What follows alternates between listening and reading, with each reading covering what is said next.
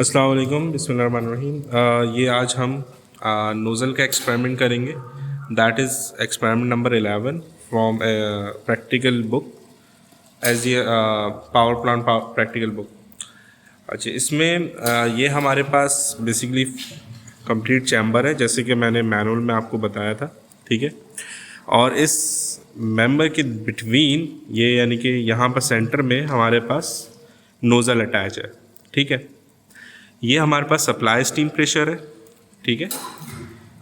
ये हमारे पास steam inlet chamber pressure है यहाँ का, यानी कि बिफोर द नोज़ल, ठीक है। और ये हमारे पास चेस्ट प्रेशर है एग्जॉस्ट का आफ्टर द नोज़ल, ठीक है। अच्छा, अब सेंटर में नोज़ल लगी हुई है। इस नोज़ल से हमारे पास एक मेटल प्रोब होती है। ये मेटल प्रोब यहाँ से एलोंगेट हो रही है, जो कि इसकी स्कीमेटिक में आपको शो की थी, ठीक है। और इसी तरह उस मेटल प्रोब जैसे से मूव हो रही है, तो ये हमारे पास जैसे अभी ये वाला नोज़ल प्रोफाइल 2 लगी हुई है, तो जैसे यहाँ से स्टीम इन मतलब दोनों तरफ से ये होता है इस तरह से इसमें ये नोज़ल्स है हमारे पास, ठीक है। इस तरह की नोज़ल्स हैं। तो ये शुरू में कन्वर्जिंग पार्ट है, देन डाइवर्जिंग पार्ट है अंदर, और यहाँ सेंटर से प्रोब इसके एंटर मतलब थ्रू आउट द लेंथ हम इसको रोटेट मूव कर सकते हैं बाय यूजिंग दिस व्हील, ठीक है। तो ये जो प्रोब है ये हमें इसके through out the length pressure variation show करेगा कि how the pressure is increasing और डिक्रीजिंग। जैसे अगर हमारे पास सुपरसोनिक फ्लो है और शुरू में कन्वर्जिंग पार्ट है, तो वो सोनिक वेलोसिटी तक तो ये converging as a nozzle act करेगा, and after getting supersonic velocity more than 1 Mach number, ये डाइवर्जिंग पार्ट आपके पास एज अ नोजल एक्ट करेगा और मजीद इसकी प्रेशर ड्रॉप होगा। As the pressure drop the velocity is increasing, ठीक है। तो ये 0 to 50 इसकी बेसिकली लेंथ है इन मिलीमीटर्स, ठीक है। जैसे ये 10 मिलीमीटर 20-30, और ऊपर इसका प्रेशर है जो कि इस नोज़ल के डिफरेंट लेंथ पे आपके पास प्रोड्यूस हो रहा होगा due to the nozzle profile, ठीक है। अच्छा, ये और ऊपर हमारे पास टेम्परेचर शो कर रहा है ये हमारे पास स्टीम का। तो ये सारे पैरामीटर्स हैं। इन पैरामीटर्स से हम लोगों को बेसिकली प्रोफाइल जनरेट हो सकेगा कि how the pressure is decreasing through out the nozzle and velocity is increasing. और उसमें एक मेजर पार्ट ये भी आता है जब आपके पास शॉक वेव प्रोड्यूस होता है, और ये शॉक वेव के इफेक्ट को भी शो करता है इन टर्म्स ऑफ प्रेशर। इसको हम आपको जब इसका ग्राफ हम सारी रीडिंग्स ले लेंगे, उसके बाद इसके ग्राफ के एनालिसिस में आपको शो करूँगा कि how the shock wave is producing eight which state, मतलब उसके थ्रोट से जस्ट इनिशियल वो प्रोड्यूस हो रही होती है, और थ्रू आउट द लेंथ जब तक आपके पास यूनिफॉर्म फ्लो नहीं होता, वो इसी तरह से आपके पास कन्वेक्शन फैंस और आपके पास शॉक वेव्स प्रोड्यूस हो रही होती है, ठीक है। तो ये जस्ट ओवरव्यू था आपके पास पूरे इस अपैरेटस का। अब इंशाल्लाह हम इसका नेक्स्ट वीडियो में इसकी ऑपरेशन और इसकी वैल्यूज़ को ऑब्जर्व करेंगे। ये सप्लाई वेल्व लगा हुआ है, यहाँ से स्टीम आ रही है, ये स्टीम जाके स्टीम ट्रैप में जा रही है ताकि स्टीम में अगर कोई कंडेंसेट है तो वो नीचे से निकल जाए, और फिर यहाँ से बिल्कुल प्योर सैचुरेटेड स्टीम इसके चेस्ट इनलेट पे आए, ठीक है। चेस्ट इनलेट है, ये चेस्ट इनलेट का पॉइंट है, यहाँ से वो प्रेशर भी गेज हो रहा है और ये टेम्परेचर गेज पे भी इसका पाइप जा रहा है, ठीक है। इसी तरह जो 2 है आपके पास ये नोज़ल बीच में लगी है, नोज़ल के बाद 2 है, 2 आपके पास एग्जॉस्ट टेम्परेचर है और टेम्परेचर बताता है, ठीक है।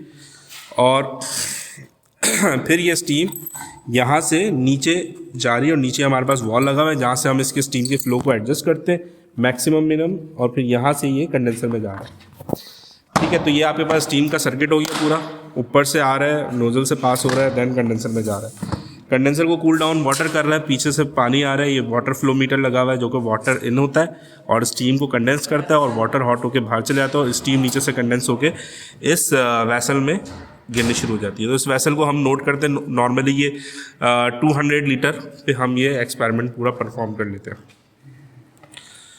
और जैसे ये प्रेशर तो बताया हुआ है कि ये हमारे पास नोज़ल के प्रॉप का प्रेशर शो हो रहा होता है जैसे जैसे हम इसकी लेंथ मूव करते हैं।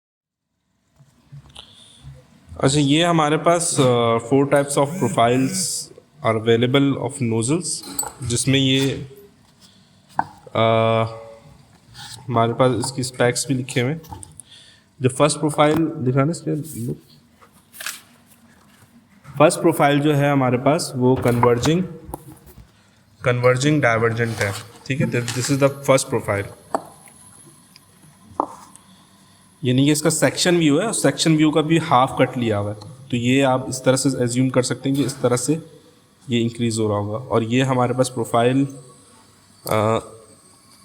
1 कौन सी है, ये 3 है, 2, हाँ 1, ये हमारे पास ये वाली प्रोफाइल है।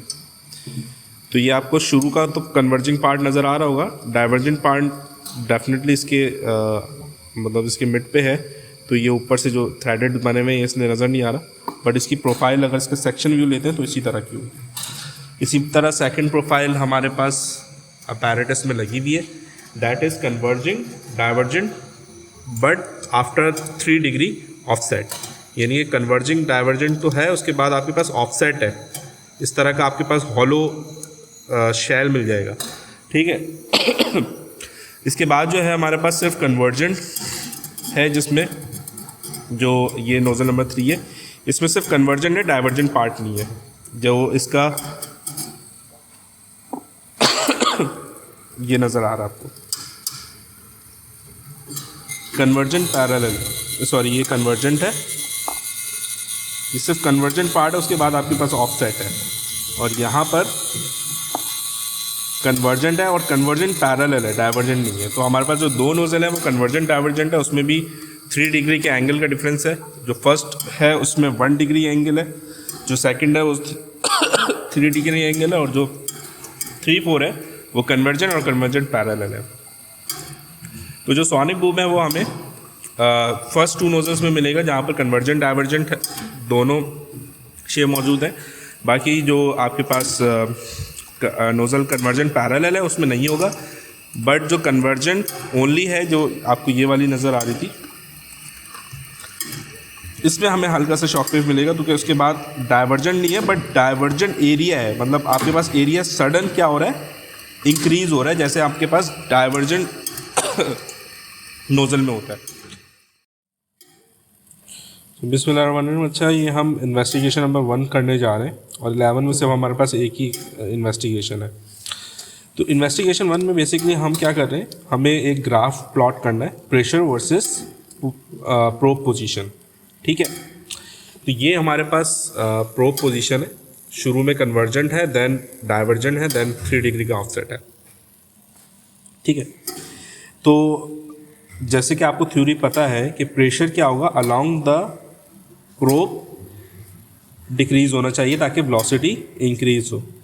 बट सबसे पहले हम क्या करते हैं, हम ये उस वक्त होगा, क्योंकि कन्वर्जिंग डाइवर्जेंट है, तो ये उस वक्त होगा जब इसके थ्रोट पे सोनिक वेलोसिटी प्रोड्यूस होगी। तो शुरू में सोनिक वेलोसिटी नहीं आएगी, इसका हम एक्सपेरिमेंट इस तरह से करेंगे, जो P4, P3, P2, P1 pressure है, ये हमें चेक करना पड़ेगा कि किस प्रेशर पे ये अपने पूरे डिज़ाइन पे ऑपरेट हो रहा है, ठीक है। लेट सपोज यहाँ पर आपके पास सप्लाई प्रेशर 8 बार है, और डिस्चार्ज प्रेशर अगर 100% वॉल्व में बंद कर दूँ तो 8 बार ही होगा, और आपके पास जो ग्राफ है उसकी जो लाइन है वो स्ट्रेट होगी इस तरह से। फिर मैं वॉल्व थोड़ा सा ओपन करूँगा तो आपके पास नोजल चैम्बर पे तो वेलोसिटी इंक्रीज हो रही होगी, बट जैसी सोनिक वेलोसिटी तक नहीं आएगी, तो जैसी वो फिर दोबारा से डिफ्यूज़र डाइवर्जेंट सेक्शन में जाएगी, तो डाइवर्जेंट सब सोनिक वेलोसिटी के लिए एज अ डिफ्यूज़र एक्ट करेगा, तो दोबारा से प्रेशर राइज हो जाएगा, जैसे आपको ये लाइन नज़र आ रही है। हम यही चीज़ यहाँ पर एक्सपेरिमेंट में देखेंगे कि जैसे हमने अभी सप्लाई प्रेशर हमारे पास 8 बार है, स्टीम इनलेट अराउंड सप्लाई 8 है, बट स्टीम इनलेट जो चेस्ट पे आ रहा है वो लेस देन 8 है, बट अराउंड 7 बार आ रहा है, और जो डिस्चार्ज प्रेशर है वो आपके पास कुछ अराउंड वो भी कुछ 6-7 बार आ रहा है, ठीक है।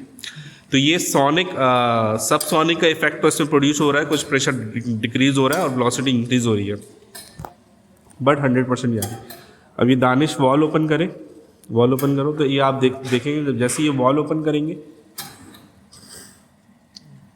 ठीक है, तो हम बेसिकली हमारे पास दो मेथड होते हैं वेलोसिटी इंक्रीज करने के। या तो हम सप्लाई स्टीम का वॉल ओपन करके वेलोसिटी बढ़ा दें, ये सप्लाई में 100% वॉल ओपन रखें। डिस्चार्ज का वॉल जैसे ही खोलेंगे तो इसके डिस्चार्ज प्रेशर यहाँ पर आपके पास प्रेशर डिक्रीज होना शुरू हो जाएगा, वेलोसिटी इंक्रीज होनी शुरू हो जाएगी। तो इसमें से देख सकते हैं कि जैसे जैसे आपके पास वॉल ओपन हो रहा है तो स्टीम का फ्लो भी इंक्रीज हो रहा है, और स्टीम का जब फ्लो इंक्रीज हो रहा है तो इसके डिस्चार्ज में प्रेशर डिक्रीज हो रहा है, जिसका सिग्नल ये है कि ये वेलोसिटी इंक्रीज कर रहा है। अब ये हम उस प्रेशर तक इसको डिक्रीज करेंगे जब आपके पास थ्रोट पे सोनिक वेलोसिटी प्रोड्यूस हो जाए, ताकि डाइवर्जेंट सेक्शन भी एज अ नोजल काम करे और प्रेशर आपके पास मैक्सिमम रिड्यूस हो जाए और वेलोसिटी मैक्सिमम इंक्रीज हो जाए।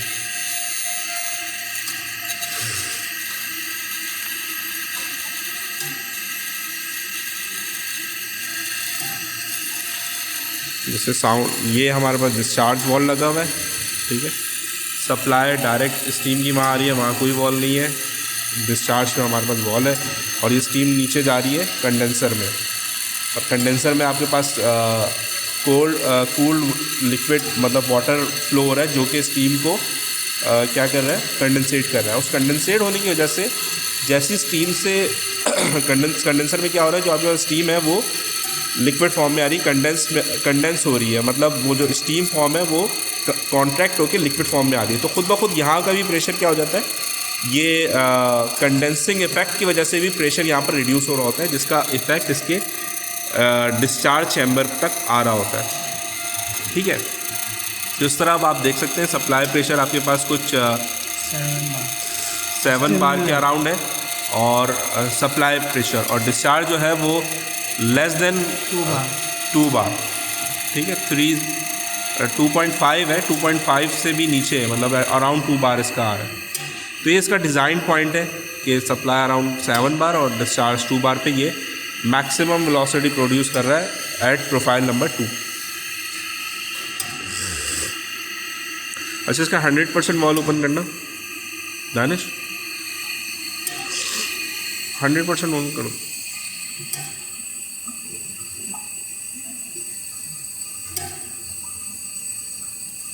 ये किस चीज़ का वॉल है? ये इनलेट का बड़े आ रहा है। इसको भी 8 बार करो ना, मैक्सिमम पे लेके जाओ।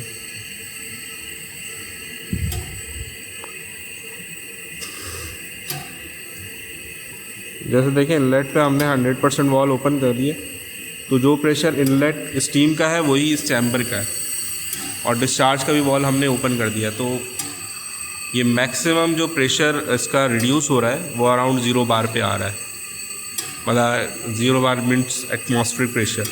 जो स्टीम यहाँ पर आ भी रही है वो कंडेंसर की वजह से उसका प्रेशर इतना ब्लो हो रहा है कि यहाँ पर कोई प्रेशराइज फ्लो है ही नहीं, 0 बार एटलीस्ट आके, 0 से हल्का सा राइज़ किया हुआ है, बट इससे ज़्यादा ही इसका प्रेशर इंक्रीज मतलब डिक्रीज़ नहीं हो रहा है। इसका मतलब now the nozzle is experimenting maximum velocity, ठीक है। तो ये अब हम इसमें डिफरेंट पोजीशन पे मूव कर, इसी पे ले लो रीडिंग, फुल पे ले लो, फुल पे ले लो, फुल पे ले लो। कितना वो बिल्कुल प्रेशर शो नहीं कर रहा ना एग्जॉस्ट का, सही है, कोई मसला नहीं है। यहाँ पर अब ये हम प्रोब को मूव करेंगे फ्रॉम 0 to 40, फ्रॉम 0 to 40, तो हमें डिफरेंट प्रेशर मिल जाएंगे थ्रोट की लेंथ पे। 2 मिनट।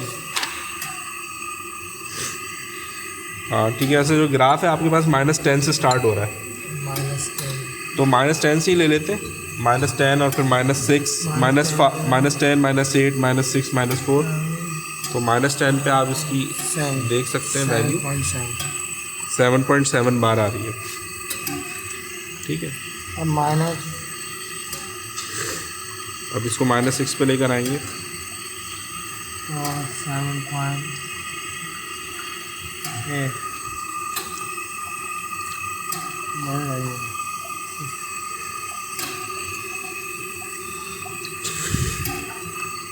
7.8।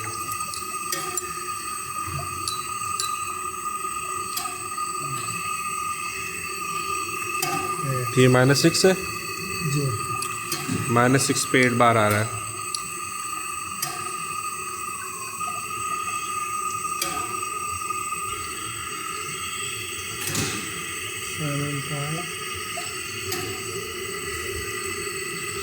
ठीक है, ये प्रेशर जो है वो राइज इसलिए हो रहा है क्योंकि अभी तक ये नोज़ल अभी तक आई नहीं है, ये मतलब ब्लैंक चैम्बर है। तो शुरू में जो एक ऑफसेट का इफ़ेक्ट है उसकी वजह से कुछ प्रेशर में वेरिएशन है कि वो प्रेशर आपका इंक्रीज़ हो रहा है।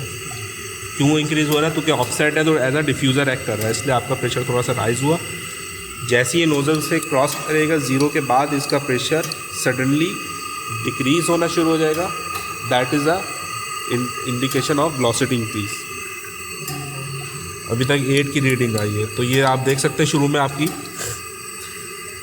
प्रेशर रिड्यूस हुआ है, मतलब रिड्यूसिंग था, देन इंक्रीज हुआ, वो एज अ डिफ्यूज़र काम कर रहा था।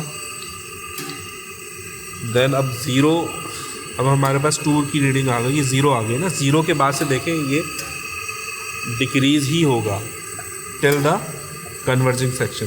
तो ये 0 पे 8 बार था जो कि सप्लाई प्रेशर है, अब देखें डिक्रीज़ होना शुरू हो गया, 7.9, 7.8, 7 हो गया।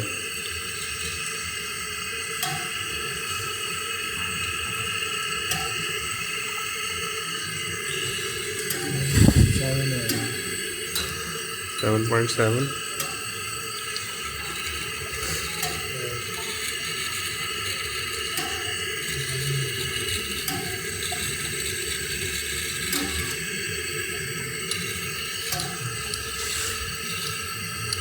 अब थ्रोट को हमने क्रॉस कर दिया है, ठीक है। 7.7। अभी देखें नोज़ल के बाद आपके पास डाइवर्जन को क्रॉस करने के बाद सडन आपके पास प्रेशर लॉस हुआ है, ठीक है। यानी कि ये अपने डिज़ाइन कंडीशन पे चल रहा है। डिज़ाइन कंडीशन में चलने का आपको इफ़ेक्ट दिखा रहा है कि डिफ्यूज़र स्टार्ट हो चुका है। अब ये देख सकते हैं आप, निडल जो है वो 10 क्रॉस कर चुकी है, थ्रोट से बाहर आके ये डिफ्यूज़र पे आ गया। बट डिफ्यूज़र पे भी इसका प्रेशर राइज हो रहा है, डिफ्यूज़र बोल रहा हूँ सॉरी, डाइवर्जन सेक्शन में भी। डाइवर्जन सेक्शन क्या है? एज अ नोज़ल ही एक्ट कर रहा है, तभी आपका प्रेशर जो है वो रिड्यूस हो रहा है और ये इंडिकेशन है वेलोसिटी इंक्रीज होने की।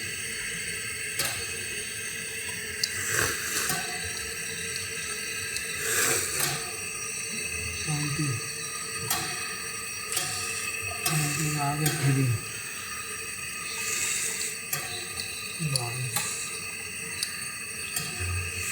बाईस आगे 2.2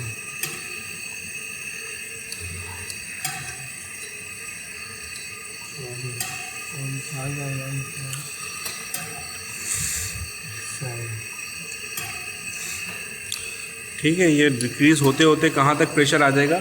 जो कि एग्जॉस्ट प्रेशर है। जैसी नोज़ल पूरी क्रॉस हो जाएगी तो आपके पास मैक्सिमम रिड्यूस प्रेशर शो होगा और ये इसकी आपके थ्रोट नोज़ल के एग्जिट पे आपके पास मैक्सिमम स्टीम की वेलोसिटी होगी।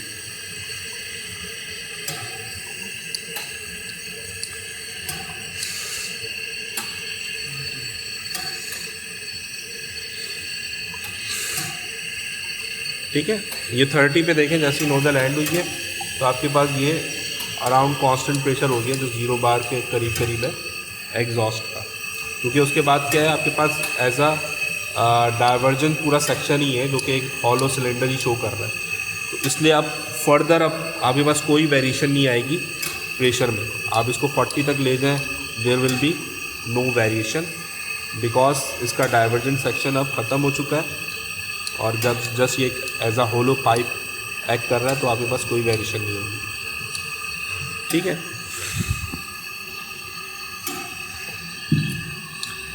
तो आप इसमें देख सकते हैं शुरू में जो 10 और 10 से लेकर 0 तक का जो इफ़ेक्ट है वो इसका शेप का इफ़ेक्ट है और 8 पे सब समझ लें आपके पास जो सप्लाई प्रेशर स्टीम का आ रहा था अब वही नोज़ल पे इनलेट पे है और जैसे जैसे नोज़ल को हम मूव कर रहे हैं, नोज़ल के अलोंग द लाइन मूव कर रहे हैं, प्रेशर आपके पास रिड्यूस हो रहा है till the exit of the nozzle around 0.1 बार। ठीक है, 0.1 आपके पास होते होते ये 32 पोजीशन पे 0.1 बार आ गया। थोड़ी सी इसमें से मतलब बिल्कुल एक्यूरेट रीडिंग, जो मैनुअल रीडिंग ले रहे हैं तो उसमें थोड़ी सी एक्यूरेसी का डिफरेंस होता है, बट ये मैक्सिमम वेलोसिटी इसकी एट 32 पोजीशन पे अचीव हो चुकी है। ठीक है, जो कि आप देख सकते कि 30 के बाद आपके पास 28 के बाद आपके पास ऑफसेट शुरू हो रहा है, और ऑफसेट होने के बाद ये बिल्कुल प्लेन हो रहा है। तो शुरू का तो एज अ एकदम डिफ्यूज़र डाइवर्जन शेप है, तो एज अ नोज़ल एक्ट करेगा। उसके बाद नॉर्मल जब शेप आ जाएगी पैरेलल, तो उसके बाद there will be no difference in the pressure. ठीक है, तो उसकी बस यहाँ तक रीडिंग ले लेते हैं, उसके नीचे यही रीडिंग आएगी।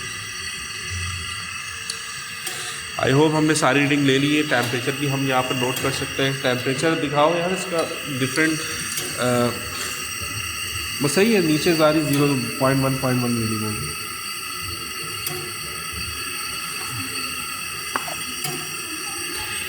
ये आप देख सकते हैं, ये 150 टेम्परेचर थ्रोटलिंग का है। T1 जो है हमारे पास थ्रोटलिंग का है।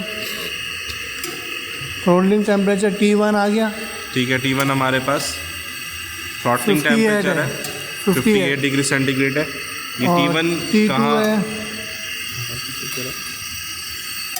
T1 टेम्परेचर ये आ गया ना, ये इनलेट का हमारा स्टीम इनलेट का है। ठीक है, स्टीम इनलेट का टेम्परेचर T1 आ गया आपके पास 58, और T2 है हमारा एग्जॉस्ट। T2 का एग्जॉस्ट टेम्परेचर अराउंड कितना आ रहा है? T2 110 आ रहा है। और ठीक है, T3 है हमारे पास। T3 कितना आ रहा है? चेस्ट इनलेट चेस्ट का वो आ रहा है हमारे पास 164। ठीक है, ये एग्जॉस्ट पे देख सकते हैं आपके पास इनलेट का टेम्परेचर 164 है। T3 ये T3 है। नहीं, चेस्ट इनलेट आपके पास आ रहा है। स्टीम का जो इनलेट टेम्परेचर है वो नॉर्मल साइज 3 पे आ रहा है। स्टीम इनलेट का ये ज़्यादा होगा, स्टीम इनलेट का हमेशा ज़्यादा होगा टेम्परेचर। 164 आ रहा है।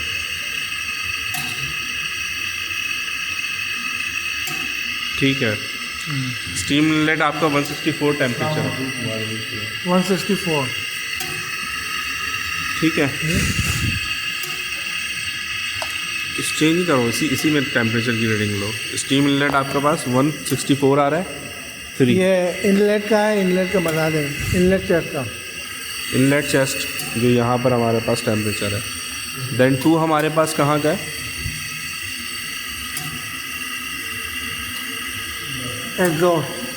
एग्जॉस्ट का टेम्परेचर कुछ 110 है। 110 और ये 1 जो है वो कंडेंसर होगा। थ्रॉटलिंग टेम्परेचर है थ्रॉटलिंग T1। हाँ, यानी कि आपके पास